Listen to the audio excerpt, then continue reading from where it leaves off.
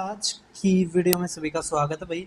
तो जैसे कि आपको पता है राजस्थान में पेपर आ चुका है। राजस्थान पुलिस कांस्टेबल का 13 तारीख को 13 और 14 सितंबर को आपका पेपर है, ठीक है, 2025 को।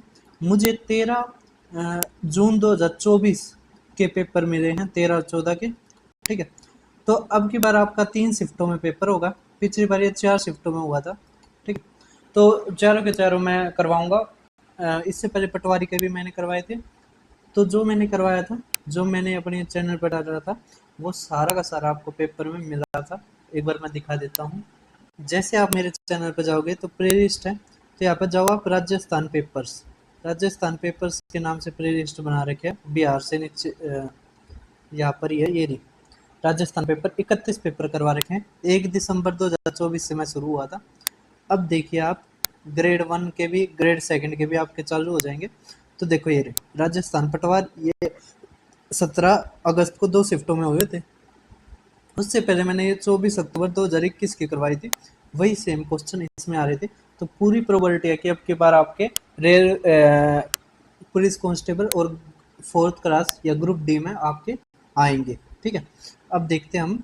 उससे पहले आपको ये जो पीडीएफ है, ये मेरे Telegram channel maths by Deepak Sharma में मिल जाएगी, तो आप यहाँ से डाउनलोड कर सकते हैं। अब देखिए आप फर्स्ट क्वेश्चन। तो फर्स्ट क्वेश्चन हमें दे रखा है कि कौन सा मैक्सिमम नंबर है जो by which the product of 3 consecutive multiple है, जो 3 के मतलब जो 3 के 3 क्रमागत गुणकों का गुणनफल हमेशा विभाज्य होगा। तो आप 3 के कोई भी छोटे गुणनफल ले लो। तो 3 हो सकता है, 6 हो सकता है, 9 हो सकता है। इसके गुणकों का गुणनफल, इसका गुणनफल कर दो, ठीक है। 18 निम्मा 162। तो 162 वह सबसे छोटी संख्या है जो 3 के कोई भी मल्टीपल होगा उसको विभाज्य करेगी, ठीक है। तो 162 हमारा आंसर। अब देखिए नेक्स्ट क्वेश्चन। अब देखो क्या दे रखा हमें, पी और क्यू दो धनात्मक पूर्णांक है। इसके बाद मैं एक्सपेक्टेड क्वेश्चंस का भी मॉक लेके आऊंगा, ठीक है। अब देखो पी और क्यू दो धनात्मक पूर्णांक इस प्रकार हैं कि पी क्यू हमारा 64 है, ठीक है। तो पी प्लस में क्यू निकालिए। तो ये जो ये क्वेश्चन था ये हमारा रॉन्ग था, ठीक है। इसमें 2 ऑप्शन बन रहे थे, तो 21 और 35 बन रहे हैं। मैं इसको 20 बना देता हूँ, ठीक है, क्योंकि मैंने डायरेक्ट उठाया था ना ऐसे कैसे। अब देखो क्या हो सकता है 64, या तो 1 गुणा में 64 हो सकता है, या 2 गुणा में 32 हो सकता है, ठीक है। या 3 तो होगा नहीं, 4 गुणा में 16 हो सकता है, 5 नहीं होगा, 6 नहीं होगा, 7 नहीं होगा, 8 गुणा में 8 हो सकता है, ठीक है। अब देखो इसमें जोड़ कर रखे तो 16 हो सकता है, हो गया। या फिर 20 हो सकता है, यहाँ पे 20 हो जाएगा। या फिर 64 और 1 65 हो सकता है, या फिर 34 हो सकता है, लेकिन यहाँ पे 35 दे रखा है। तो यही हमारा करेक्ट आंसर, यही हमारा करेक्ट आंसर 35 कह रखा। कौन सा नहीं हो सकता, ठीक है। अब देखिए नेक्स्ट क्वेश्चन आप, थर्ड क्वेश्चन कह रखा पुजारी ने भक्तों से कहा घंटी 45 मिनट के नियमित अंतराल पर बजते हैं, मतलब हर 45 मिनट के बाद हमारी घंटी बजेगी। कह रखा आखिरी घंटी 5 मिनट पहले बज चुकी है। तो 5 मिनट पहले बज चुके हैं। अगली घंटी सुबह 7:30 बजे 7:35 पे बजेगी। अब इससे 45 मिनट पहले, तो पहले 35 घटाओगे तो 7 बज गए, उसमें तो 10 घटाओगे तो 6:50, ठीक है। तो पहली घंटी इतने बजे बजी होगी, ठीक है, सुबह। अब कह रखा है कि आखिरी घंटी 5 मिनट पहले बजी। तो 5 मिनट पहले बजी, तो जब सूचना दी है तो 5 मिनट हो गए थे बजे। तो इसका मतलब इसमें 5 जोड़ देंगे तो 6:55 पर पुजारी ने भक्तों को बताया कि 5 मिनट हो चुके हैं बजे को, अगली 7:35 पे बजेगी, ठीक है। कर दोगे। अब अगला देखो क्या कह रखा है कि लंदन का समय दिल्ली के समय से 5.5 घंटे पीछे है। तो लंदन में कितने बजे होंगे, तो 5.5 घंटे अगर पीछे है, ठीक है। तो देखो ये 8 और ये तो होगा नहीं, ठीक है, ये तो होगा नहीं। अब इसमें से एक चीज देखो, अब इसमें तो घटाओगे तो लगभग ये 5 घंटे हैं, ठीक है, जबकि 5.5 है। तो इसमें तो 30 तो घटेंगे ही। तो ये हमारा आंसर, ठीक है। अब नेक्स्ट क्वेश्चन देखिए आप, क्या दे रखा है, ए उतना ही काम कर सकता है जितना बी और सी मिलकर करते हैं। मतलब ए की जो एफिशिएंसी है वो बी सी के बराबर है, ठीक है। ए उतना ही काम कर सकता है जितना बी और सी मिलकर करते हैं। मतलब एफिशिएंसी इनकी दे दी कि ए की एफिशिएंसी बी और सी दोनों मिलकर करते हैं उतना ए करता है। भाई ए तो पहलवान आदमी है ना। कई मजदूर या मिस्त्री आते हैं ना ऐसे, जो दो दो आदमियों के काम कर देते हैं, है ना। जितने दो आदमी करते हैं उतना वो अकेला कर देता है। उसी के ऊपर बेस्ड ये हमारा क्वेश्चन पूछ रखा है। अब क्या रखा है, ए और बी मिलकर 9 घंटे 36 मिनट, 9 घंटे 36 मिनट। अब 36 मिनट को भी आप घंटे में बदलो तो 36 बटे में से 8 तो हमारा 10 और ये 6, यहाँ से 3 बटे 5 तो 9 पंजे 45 3 48 बटे में 5 घंटे आ गया हमारा। अब आगे देखिए, आगे क्या दे रखा हमें कि सी इसी काम को 48 घंटे में करता है। तो एलसीएम लोगे 48, यहाँ पर 5 एफिशिएंसी और यहाँ पे 1, ठीक है। अब एक चीज देखो, इन तीनों का जोड़ कितना आ गया 6, ठीक है 6 आ गया। अब 6 मतलब आधा आधा करेंगे, ठीक है। तो इसका मतलब अगर ए 3 है, बी सी हमारा निकाल दिया 1, तो बी कितना होगा 2, ठीक है। कह रखा बी को अकेले काम करने में, तो बी को अकेले काम करने में तो 2 तक काट देंगे तो कितने लगेंगे 24 घंटे लगेंगे, ठीक है। समझ में आ गया। आपको पता है ना, वर्क इक्वल टू कार्य क्षमता एफिशिएंसी गुणा में समय टाइम, ठीक है। कार्य इक्वल टू कार्य क्षमता गुणा में समय होता है, ठीक है। अब ये क्वेश्चन बहुत आसान है, करने की जरूरत नहीं है। देखो 64 ये दे रखा है 88, तो 88 क्या 11 से भाग होता है, तो 11 से कटने वाले देख लो। तो देखो 3 और ये 4 नहीं कटता, 8 और ये नहीं कटता, देखो 9 और ये 9 ये कटता है, हो सकता है। नेक्स्ट क्वेश्चन देखिए आप, नेक्स्ट क्वेश्चन में हमें दे रखा है कि जो प्रेजेंट एज है ना ए और बी की वो 5:6 है, 7 साल के बाद 6:7 है।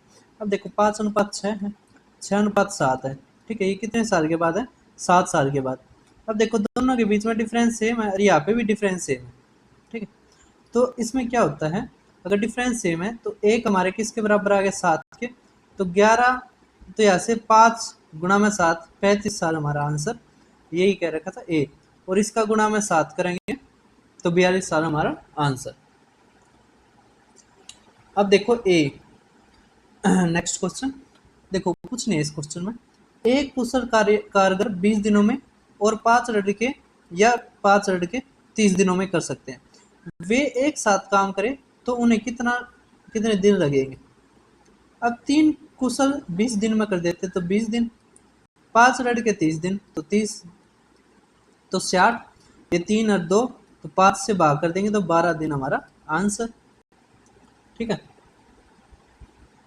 एक चीज और, अगर आप क्विक रिवाइज करना चाहते हैं तो मैंने थोड़े दिन पहले हरियाणा महारिवीजन में पूरा सिलेबस करवाया था। देखो ये 2 वीडियोस में पूरा सिलेबस करवा रखा है, तो दोनों के दोनों आप देख के कर सकते हैं, अभी टाइम रहता है।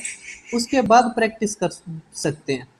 जो एक आधी टाइप नहीं होगी उस वीडियोस में, वो आप यहाँ से भी सीख सकते हैं। अब देखो एक बॉक्स में 1 रुपया 50 पैसे और 25 पैसे के 56 रुपए हैं, तो ये हमें मूल्य दे दिया 56 रुपए। अब एक चीज देखो, यहाँ पे दे रखा है 50 पैसे के सिक्के, देखो यहाँ पे संख्या दे दी, और ठीक है। तो ये जो सिक्कों वाले सवाल होते हैं ये ऐसे ही होते हैं, यहाँ पे मूल्य देगा तो यहाँ पे संख्या देगा, ठीक है। हर बार ये मतलब ये नहीं होता है कि दोनों तरफ मूल्य दे, आप ये ध्यान रखना। अब 1 रुपए को भी आप पैसों में बदले तो 100 पैसे, ये 50 पैसे है ना, ये 25 पैसे। अब देखो क्या कह रखा है कि जो 50 पैसों के सिक्कों की संख्या 25 पैसों की संख्या से दुगनी है और 1 रुपए की संख्या से 4 गुनी है। मतलब 1 रुपए का जो है इसकी 4 गुनी 50 है और दुगनी 25 के।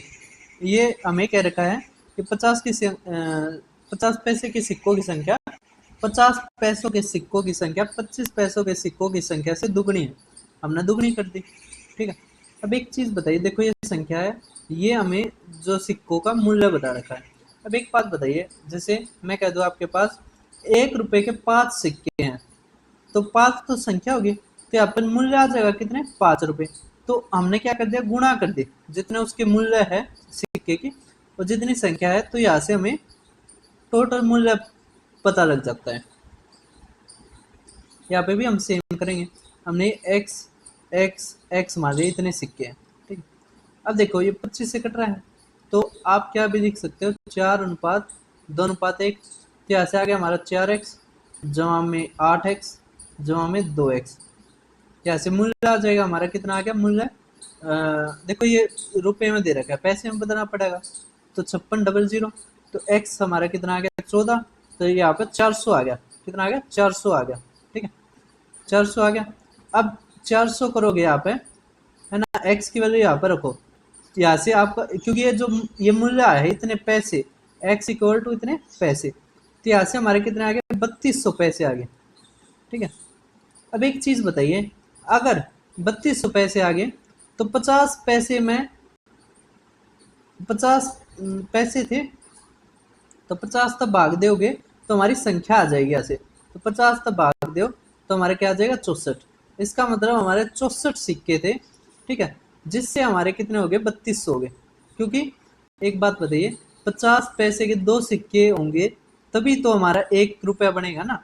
तो इस तरह हम 2 से गुणा भी कर देते हैं, या फिर आप 50 तक भाग करो, इसमें 25 तक भाग कर देते, ठीक है, यहाँ पर या 4 तक गुणा कर देते। कुछ मत ध्यान रखो, बस भाग कर देंगे, इतना ध्यान रखो। अब कंफ्यूज होने का टाइम नहीं है। अब नेक्स्ट क्वेश्चन देखिए आप, ये हमारा दे रखा है, देखो क्या दे रखा है हमें, कि जो 2 क्रमागत वर्षों के बीच मेरी आय, तो इनकम का दे दिया 2:3, ठीक है। तो हमारा जो इनकम होता है उसमें से एक्सपेंडिचर को घटा दे तो सेविंग आ जाती है हमारी। अब यहाँ पे सेविंग दे दिया, एक्सपेंडिचर दे दिया 5:9। कर क्या दूसरे वर्ष में मेरी आय, दूसरा वर्ष ये है कितनी है 45,000, ठीक है। अब कितने गुना है 15 गुना, तो ये कितना हो जाएगा 30, तो यहाँ पे 30,000 आ जाएगी। कह रखा पहले वर्ष में मेरी आय, तो ये गुणा में 5,000, तो ये 25,000, इसका भी गुणा में 5 कर देंगे तो 45,000। तो यहाँ से तो सारा खर्चा हो गया, ठीक है, एक भी रुपया नहीं बचा, ये कंगाल हो चुका है हर महीने कंगाल हो जाता है। ये दूसरे वाला 5,000 बचा जाता है, ये कितना ना कुछ फायदा कर लेगा अपना। तो कह रखे टोटल आप बताइए बचत, तो कितनी आएगी 5,000, क्योंकि ये तो 0 रुपये बचाता है, तो 5,000 हमारा आंसर, ठीक है। मतलब पहले साल कुछ 5,000 बचा रहे, दूसरे साल एक भी नहीं बचा पाया। अब ये क्वेश्चन अच्छा है, देखिए क्या कह रखा है, एक फल विक्रेता 600 रुपये में 240 सेब खरीदता है, ठीक है, 600 रुपये में खरीदता है। कह रखा है इनमें से कुछ सेब सड़े हुए हैं, कह रखा है कि इनमें से कुछ सड़े हुए हैं, ठीक है, वो हमने वो फेंक दिए। कह रखा है शेष सेबों को इतने रुपए प्रति सेब की दर से बेचता है और इतने रुपए का लाभ। अब ये तो हमें सिप्पी हो गया, इस पर लाभ कितने का 198 का,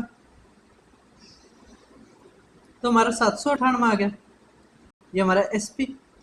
अब एक सेब 3.5 का बेचता है, तो इतने का निकालना हमें, तो यहाँ से हमारा क्या आ जाएगा, कितने सेब थे, तो ये पॉइंट हटाएंगे तो 0 ऊपर चली जाएगी। अब काटिए आप, तो देखो 5 दूनी 5 सत्ते 7 एकम 7 7 एकम 7 7 दूनी 14, तो कितना आ गया ये 8 2 2।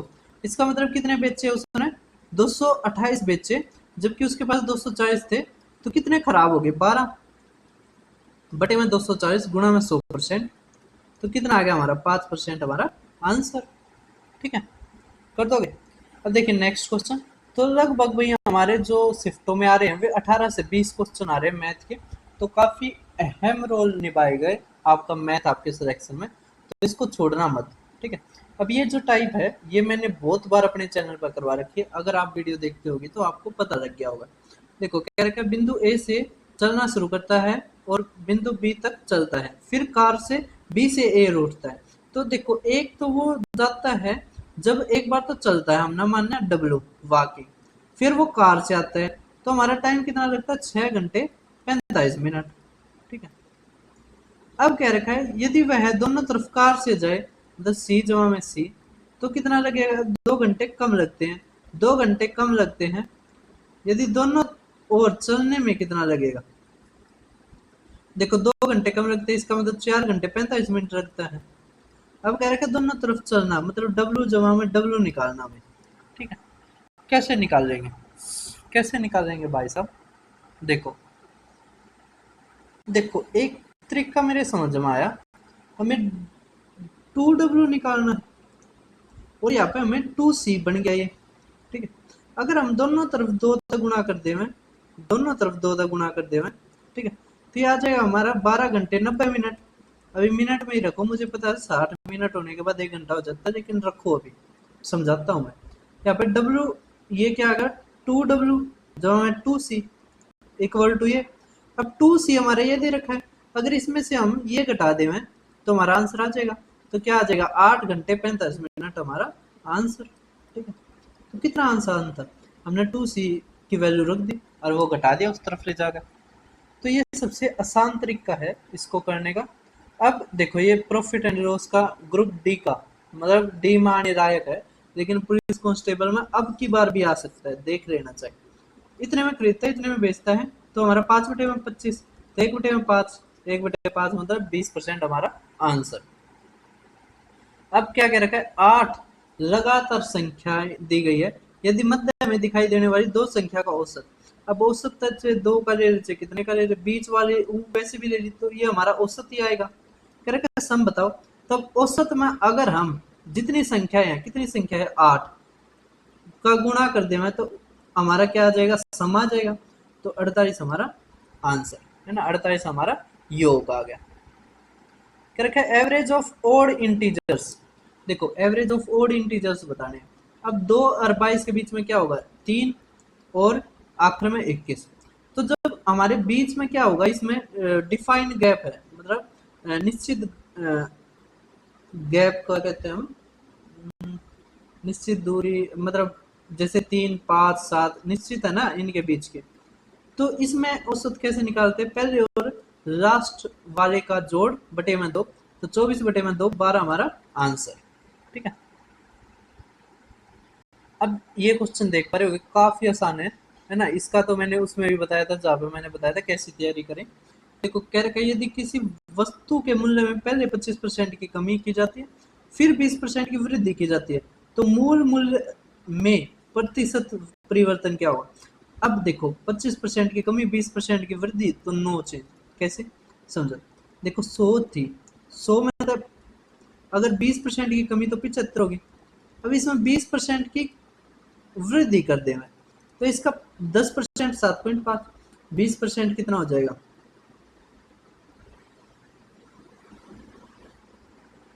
सॉरी भाई साहब सॉरी, मैं और कुछ समझ गया था। इसमें कमी है तो 33 सही है, 1/3% की होती तो हमारा आंसर नो चेंज आता है। इसका नो चेंज नहीं है, ठीक कर लेना। ठीक है, 20% इसका कितना हो जाएगा, अब 15 जोड़ेंगे तो 90, तो 10% क्या होगी, कमी होगी। ठीक है, तो आप इस क्वेश्चन को ठीक कर लेना। ठीक है, मेरे से भी वो पता नहीं कैसे गलती होगी। तो अब देखिए नेक्स्ट क्वेश्चन, आप नेक्स्ट क्वेश्चन देख पा रहे होगे। कह रहे हैं 50 किलोमीटर प्रति घंटा की औसत गति से एक ट्रेन समय पर अपने गंतव्य तक पहुंचती है। यदि वह 40 किलोमीटर प्रति घंटा की औसत गति से चलती है तो 24 मिनट देर से आती है, तो कुल यात्रा बताइए। अब कुछ नहीं है सवाल, देखो समझो क्या दे रखा हमें। एक हम इसमें डायरेक्ट फॉर्मूला भी लगा सकते हैं। डायरेक्ट फॉर्मूला होता है कि डिस्टेंस अगर सेम दे रखी है, डिस्टेंस इक्वल टू स्पीड दे रखी है, तो s1 हमने पहली speed, s2 upon s1 minus s2, और यहाँ पे रूट टाइम है ना, ये डेल्टा टी मतलब इनके बीच का टाइम। ठीक है, अब देखो डिस्टेंस निकालना है, s1 कितना 50, तो 50 गुणा में 40, 50 माइनस 40 10।